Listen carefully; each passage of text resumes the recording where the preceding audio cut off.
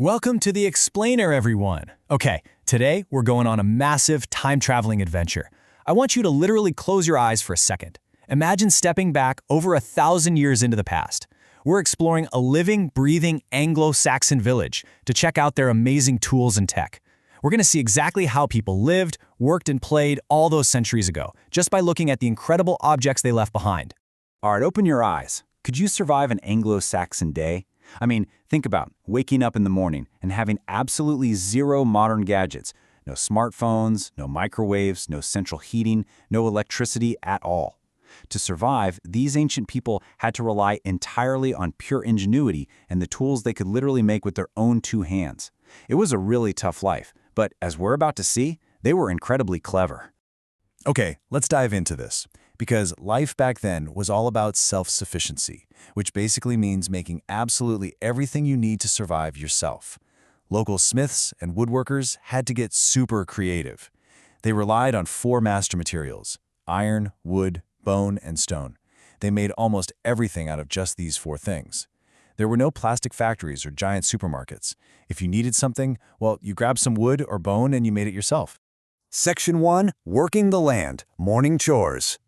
Let's start our virtual morning out in the muddy fields. You see, the very first thing the Anglo-Saxons had to worry about when the sun came up was how to feed themselves. Agriculture, or farming, was the absolute foundation of their entire world. If you didn't farm, you didn't eat. But remember, there were zero tractors back then. The most critical tool for farmers was a heavy plow drawn by massive, hulking oxen. Over time, they actually upgraded to what's called a moldboard plow. This was an advanced piece of ancient tech that made it way easier to turn over the heavy, wet soil in their long fields. It literally changed the game for growing crops.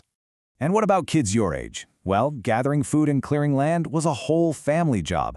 Boys were taught from a really young age to swing heavy iron axes to chop down trees and clear timber. Meanwhile, the grown men supplemented their farm diets by heading out into the wild. They used sharp iron-tipped spears for hunting dangerous wild boars and massive hand-woven nets for catching fish in the rivers. Literally, everyone had a job to do. Section 2. Crafting, Making, and Writing. The Village Workshops.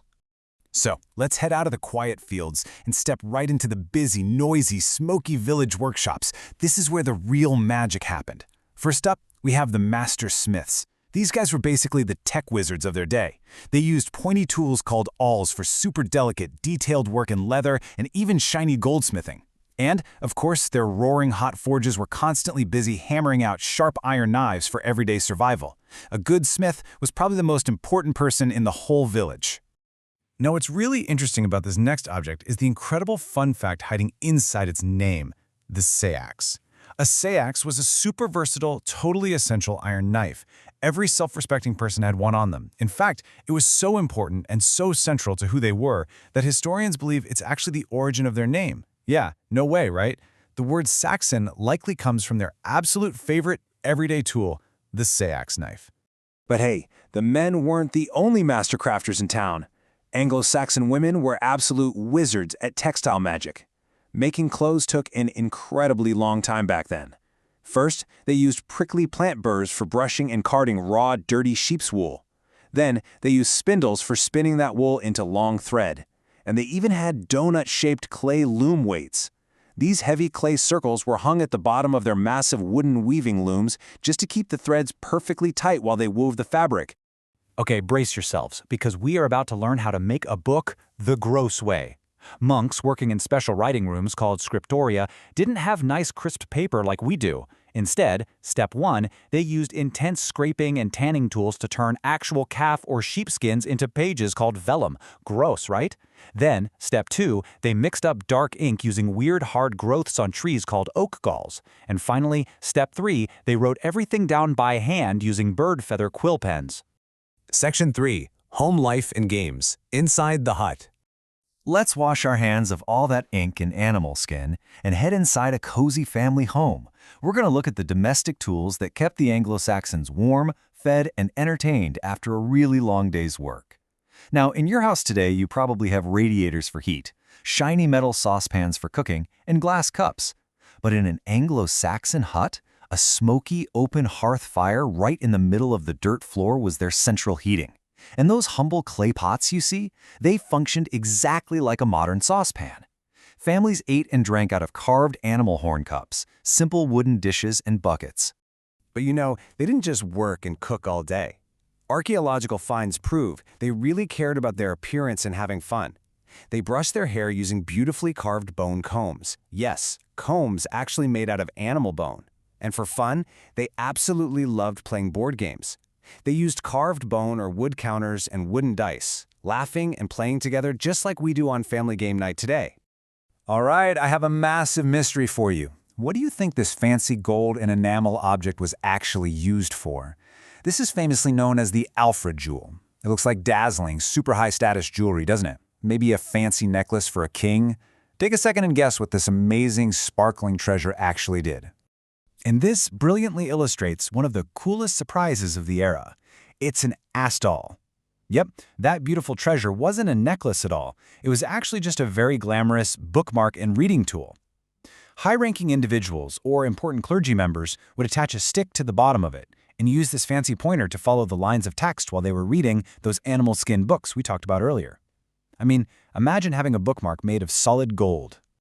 Section 4. Weird Laws and Fancy Status. The Village Leaders. Let's step outside again and explore some truly bizarre tools used for law, order, and basically showing off your social status in the community. In the Anglo Saxon world, objects were literally tools for leveling up your social standing. It was kind of like a video game. If you started as a regular freeman, known as a ceorl, and you wanted to be promoted to a powerful nobleman or a thane, you had to collect specific items. You literally had to acquire crazy things like your very own bell and an entire castle gate. Once you had those structural tools on your property, boom, you leveled up to nobleman. But things get a bit shocking when we look at their legal system. Trial by ordeal. If you were accused of a crime, they didn't always just sit down and politely listen to evidence. Sometimes, a burning hot piece of iron was used as a judicial tool. They would actually make you carry the red-hot, heated metal. If your burned hands healed well after a few days, the leaders decided it was a sign from above that you were innocent. If they got infected, well, that meant you were guilty. Yikes! I think I prefer modern judges for sure. So, let's bring everything we've learned together. Remember, everyday life focused on self-sufficiency. Most tools were forged or repaired by local smiths and woodworkers right there within the community. Just think about the sheer ingenuity and independence of the Anglo Saxon people. From carving bone dice for games, to forging heavy iron ploughs, and even dealing with hot iron in court, they literally built their entire world from scratch using their own hands and the resources right outside their doors.